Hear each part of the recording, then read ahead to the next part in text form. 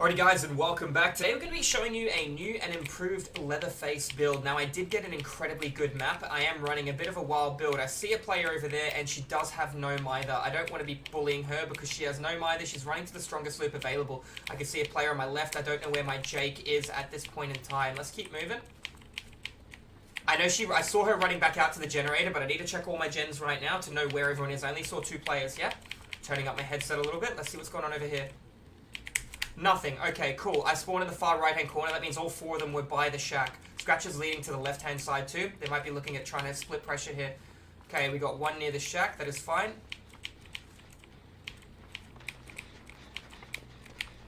This is going to be great. Massive M1 in the back. That is fine. We'll take our 5% and we'll go apply it towards our player over here. Now, I could have actually kicked the generator for another 5% and showcased Game of Foot. She's not here, really. They already ran through the map. Interesting to know. Remember, the one with no mither I expected there on the left-hand side. Game of Foot would have been a really good call then.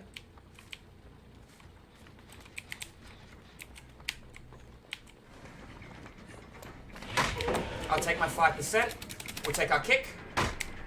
Instantly do a 180. Alright, now we're moving incredibly fast for a small period of time. That's good. I need to move back through the map, yeah? I have to be mindful that there is a lot of split that's going to be happening. Jake's not even looking at me. That's good. I'm moving incredibly quick. Let's see if I can get a saw on my Jake. Unlucky. I should have just let that go. Another pallet out of the way. No one over here. We're moving really quick. We got a lot of people in different areas, which startles me a little bit. I do have deadlock, which is nice. I'm moving very fast. I can see that.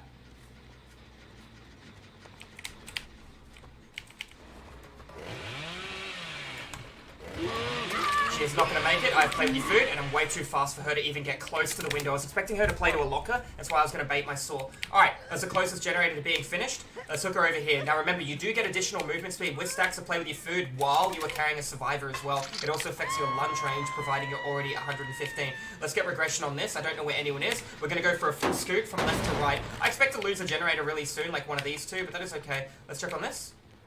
That's a negative. Alright, there's my Jake. There's 5%. I'm not going to respect it. I'm going to just walk right through it. Pull up the saw.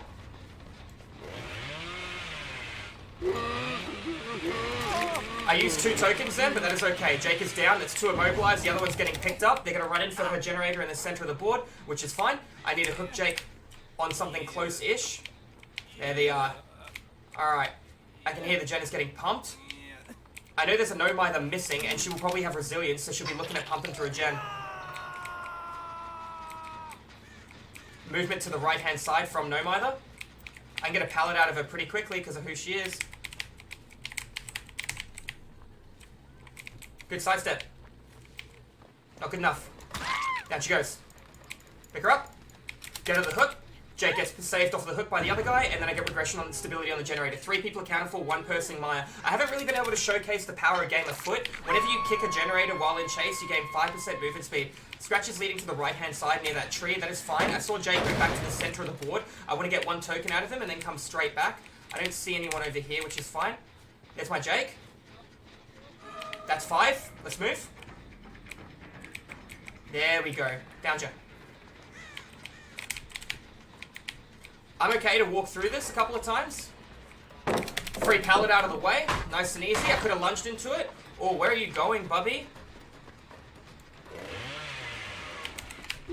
I could have taken the pallet stun, but now I'm looking for a trade here, aren't I? I saw somebody else. Another 5%. Instantly do a 180. Come to the side. See my Jake. Take an M1 on my Jake. Down he goes. Gave her extra time on the hook. I'm going to make sure that we're going to get a struggle out of this. They're playing towards altruism, so why would I leave? I got no reason to leave. We're about to get 2 hooks out of that one girl within the next 15 seconds. Now, right now, a lot of people could argue that I'm playing around the proxy, but I'm playing towards... Ooh, mistakes.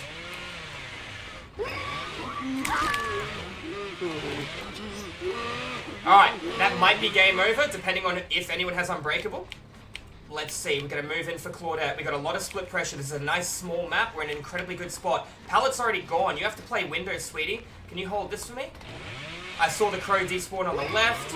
Looks like she is in deep trouble. That's going to be game over. Altruism really hurt these guys. Did you notice I didn't have Corrupt Intervention? I was able to move around the map quite a lot. Unfortunately, there are no hooks around here. This is very unlucky. She is going to be able to wiggle off and get to Jake by looks of things. So, I never really got to showcase the power of Game of Foot. I think she's going to get off here, boys. Nope, we got her up. Nice. I never really got to showcase the sheer power behind Game of Foot. What it actually does is when you're in chase with the obsession, or when you hit somebody, the player that you've been in the longest time in chase with, they become your obsession.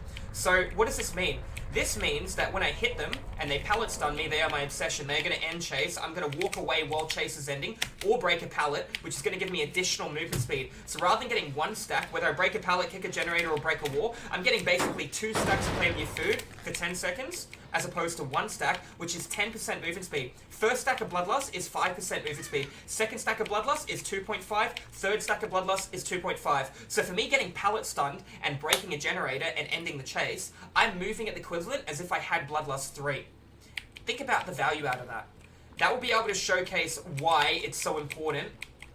I'm sorry, I can't really get you to anything, Jake. So I can give Jake a shot at wiggling off right now, because I obviously can't get him to anything. So I'm going to try and drop him on the corner. That way I can actually down him again. If he runs to the corner, I know that there's no real play to get him to any hook. The hooks are too far away. I downed everyone in the corner of the map.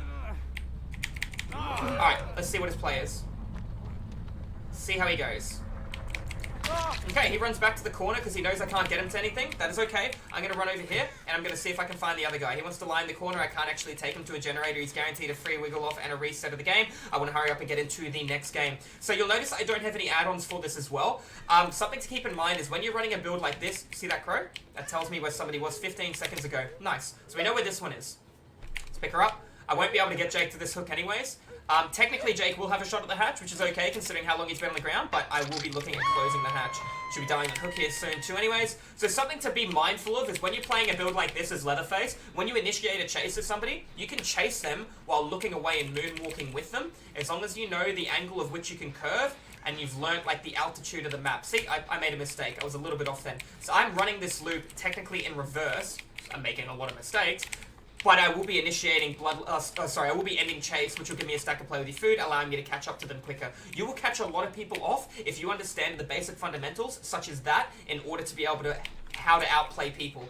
A lot of really good players don't anticipate the additional movement speed. Did you see how this girl dropped the pallet early? Some people say to counter this build, you drop resources early. Now, there's a rule in DBD. It's not a real rule, but if you can get a hit within 15 seconds, or a pallet within 15 seconds of initiating a chase, that's a 1 chase for killer. If you can get a down and a pallet within 15 seconds, you have played it phenomenally well. So if you're dropping pallets instantly, and I'm getting 2 or 3 pallets within 10, 15 seconds, think of the value. I let go of a lot of chases that game that didn't fave me. I took a stack from one guy, applied it to another guy, got a free pallet out of one guy, applied that pressure towards another different guy in a different area. So these are very important things that you have to be mindful of.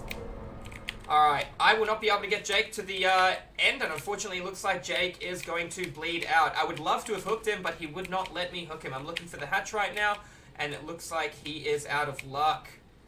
Anyways, guys, that's been an educational, informative Leatherface game. This is a very good map for killer. You'll notice it's quite small. If you enjoy the educational, informative content, come to the live streams I stream over at Twitch multiple days a week, 4 days a week, DVD.